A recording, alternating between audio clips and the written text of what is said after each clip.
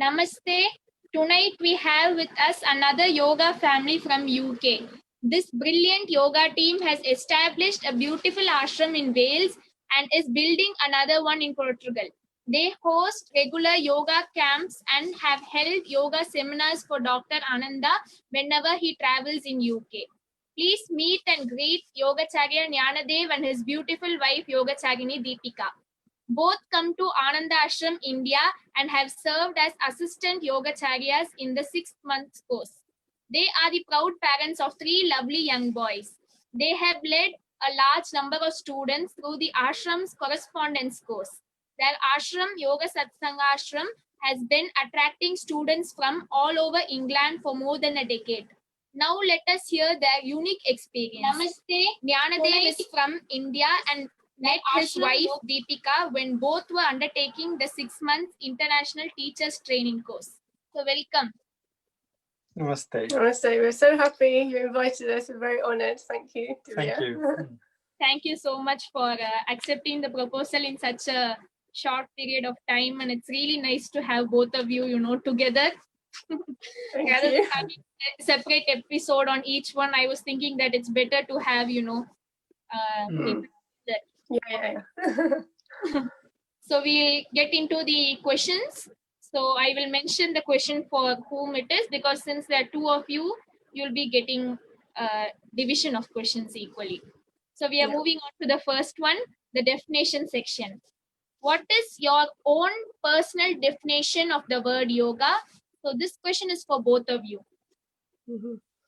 Is it ladies first? Yeah. I suppose for me, it's like I feel most alive when I think of the word yoga, and it's like a way of life, but it's also how I feel most like I'm living each moment to its full potential. And I also love Swami Gitananda's how he describes it as conscious evolution. That for me is a great explanation. See, the second one has to answer. It makes it more difficult. Yeah, I guess for me, yoga is really like, it gives me all the tools and practices on how to live my life or how to become more true to my own potential. And I always find like very hard to distinguish, like, is yoga for me or I'm for yoga? And in a way, I'm really grateful to be part of this such a rich lineage where yoga really becomes life. So that's the most beautiful way we can describe yoga for us, is just life itself. Very true. So nice to have your side of, your own personal one. So we are moving on to the next one, sadhana section. You have established a well-known residential ashram. In what manner is yoga practice made more effective in such a structure? So this is for you, Jnandev. I guess for me, really, when I think about, what we teach and how we teach, the structure, the seeds of structure really got planted in me in the 6 months intensive course under the guidance of Amaji. So the way, sort of like I can still dream in seeing Amaji teaching back in my head, how she would teach the Hatha Yoga classes or how she would lead us through the Satsangat. So really simplifying all these amazing, like very mystic and spiritual practices in a more like down to earth. So how we can apply them in our day-to-day practice, either we talking to each other or doing our Hatha Yoga, doing the pranayama.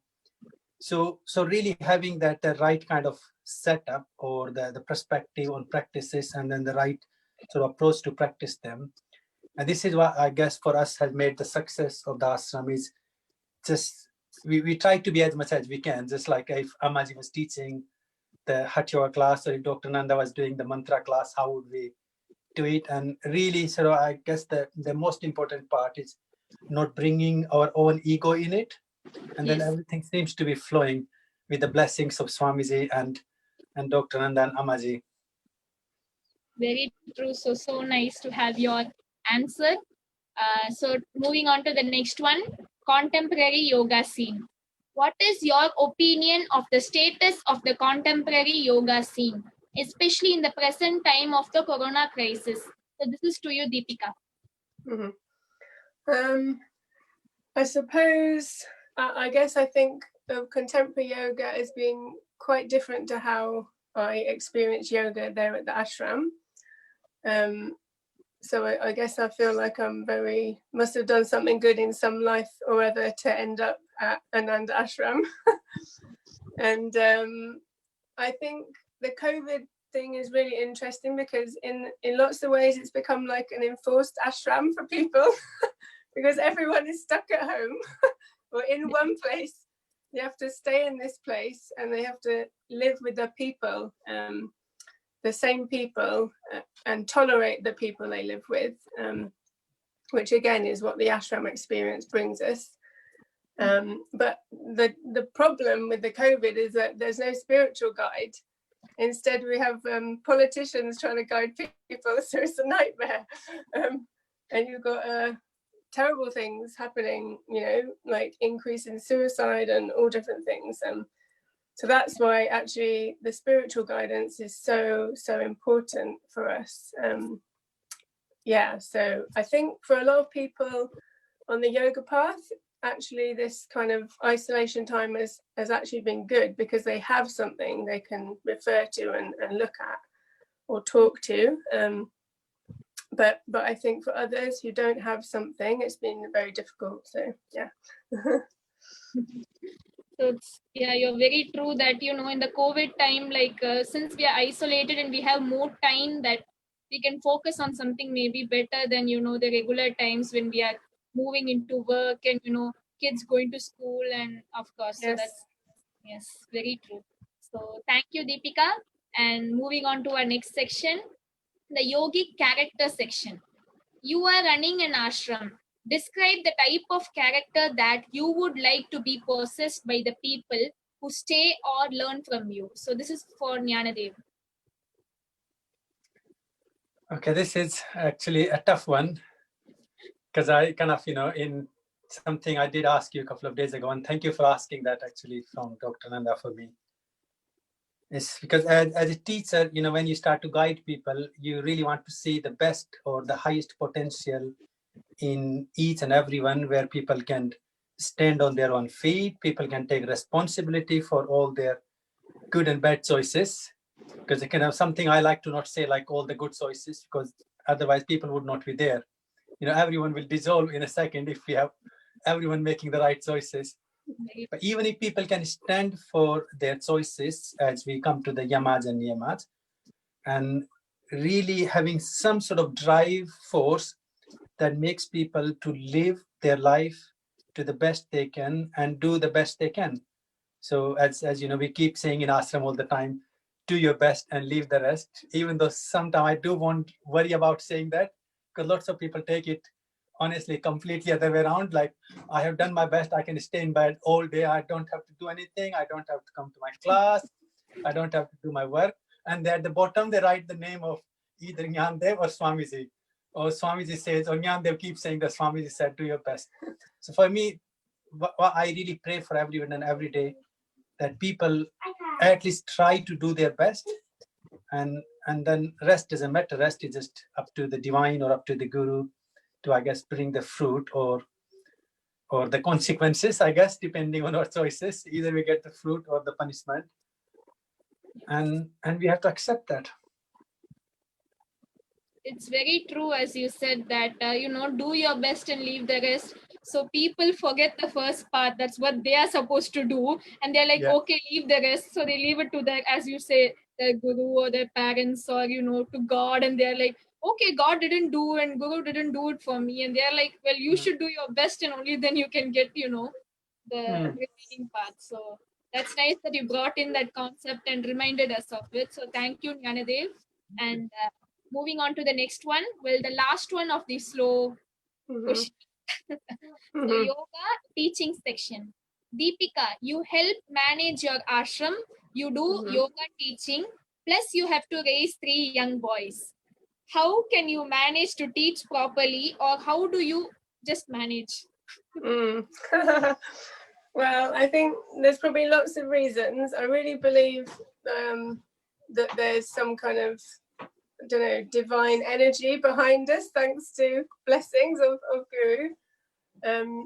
I think that there's something kind of propelling us. We both have a very good focus, and we actually work well as a team.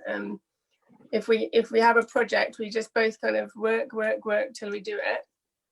We do get a bit of support here. Usually we have volunteers living here, so we get a little bit of help there. And also Jnandev is actually a very hands-on father, so that's really good. Amaji did say to me before we married, she said, Indians are the best husbands in the world. So but I think in many ways she's really right, because Jnandev is very supportive, and most of all he's supportive of me coming to the ashram there to teach.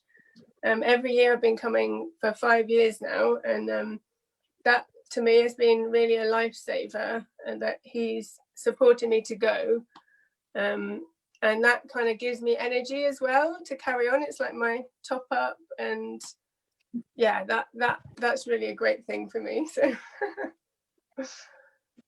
Well, I remember that you had come for this last year in 2019. So as yes. the present team that just passed out, they remember, they'll know Deepika very well. And then Jnandev came, and I think you stayed for about 4 days with all your 3 kids here, the ashram, and you were here for the Dasavataram drama. It was very nice. Yeah, they loved that. Yeah, I think what really worked for us in organizing, actually, just praising Deepika a little bit.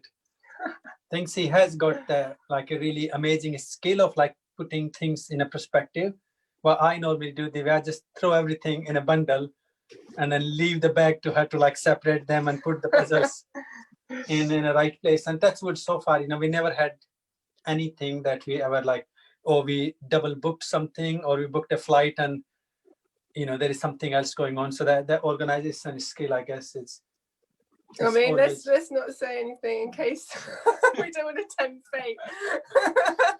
But yeah. So it's nice to have this part. So we'll be moving on to the rapid fire, which is everyone is looking out for the rapid fire always.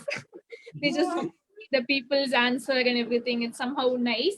So since there are 2 of you, we have 5 for each. So we're going to begin with Jnandev. So Jnandev, are you ready for your 5 questions? I'll try my best. Okay. Okay. So your first one is satsang. So satsang is seeking for the truth. Very nice. Do I need to say one word, or? You can go on if you want. It's not. He's good at going on. Yeah. Yeah, I think for me, satsang is really the self-inquiry, seeking the truth. And that comes from either like we study the scriptures, or we do the self-inquiry, the practice, and also the most beautiful aspect, the way I really love is our companionship around our gurus and the teachers. And this is something I love. I'm happy to serve Amaji and Dr.Ananda all day just to be there. So that is for me, that is like the most beautiful satsang I can get. Great. So your next one is Covid-19. For me, Covid-19 has given a whole new perspective on like living our life, or finding actually one place to sit. As we talk quite a lot in yoga, like take that stiram sukham asanam. But I think since I came here, like the way we both work together, really, our life never really had that sit still and sit quiet for a minute. So this has really given us the whole new perspective of like actually bring that concept of stiram sukham, just be in a place and do what you can do in that environment. So it has given a whole new perspective, and hopefully we'll carry on. That's I guess the next challenge, really, to actually carry on in this more like a holistic pattern of living. Yes, very nice. So your next one is asana. For me, asana is actually a dynamic performance that helps me to break through my physical and mental lethargy, sort of breaking out all the old energies and burning them out, so I can evolve, I can transform myself into more of my comfortable being, or being at ease within my body and my own health and well-being. Very nice. And your fourth one is yoga. For me, yoga is my life. Yoga is my every breath. Yoga is my every minute that I can spend around my guru. Yoga is listening you, or yoga is listening Dr. Ananda when he's doing talk. So I see yoga in every dimension of my life, and I pray that hopefully the Guru Swamiji can keep his blessing, that I can keep following this path and keep my head down and keep going. Very nice. And your final one is Ammaji. Well, Ammaji, for me, I don't know, I can talk all day. That's the first thing. I think when it comes to Ammaji, honestly, I can just sit down and talk all day. So Ammaji for me is my mentor. You know, if I see myself as a lump of clay, I think she really molded me in who I am now. You know, before I came to Ashram, I already had so much training and all the experience and going through. But really for me, when I came to Ashram, you know, all these different blocks of like Hatha Yoga, Jnana Yoga, Raj Yoga, Astanga Yoga, Ammaji really put them all in a one perspective. So otherwise I was just like, your heart one day, your breathing one day, your digestive system one day.